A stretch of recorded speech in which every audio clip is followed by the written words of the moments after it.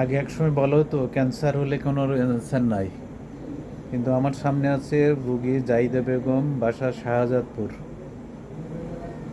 ওনার পাকস্থলীতে cancer হয়েছিল 1995 সালে, 30 বছর আগে।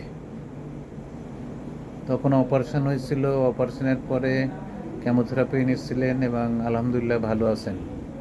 এখন কি কি অসুবিধা হয়? এখন এই দুর্বল। দুর্বল লাগে, আর মাথা ঘুরে কোমরটি ব্যথা। মাথা ঘুরে আর কোমর ব্যথা। হুম, হুম। তাছাড়া আর অন্য কোনো তো অসুবিধা না নেই। না না হ্যাঁ, বয়স হয়েছে, একটু সমস্যা হবে। বয়স করে কীরকম হবে? আনুমানিক 70 হবে। হবে। 70 হবে। হুম। আলহামদুলিল্লাহ, স্টোমাক ক্যান্সারের মূল চিকিৎসা হচ্ছে অপারেশন। অপারেশন করে খারাপ অংশটুকু ফেলে দেওয়ার পরে যে কেমোথেরাপি নিলে আলহামদুলিল্লাহ পূর্ণাঙ্গে ভালো হওয়া যায়। আসলে ওনার অপারেশনটা ভালো হয়েছিল এবং এই জন্যই ভালো আছেন।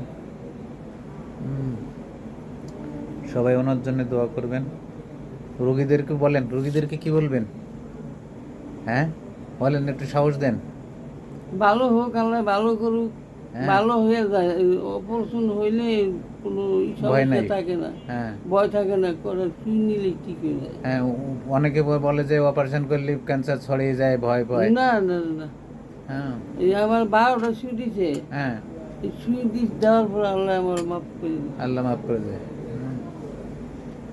হ্যাঁ, সবাই দোয়া করবেন এবং যে কোনো রোগ হলে ভয় না পেয়ে সঠিকভাবে চিকিৎসা নেওয়াই ভালো উচিত। চিকিৎসা পাওয়া ভালো যায়। চিকিৎসা পাওয়া যায়। সবাই ভালো থাকুন, সুস্থ থাকুন।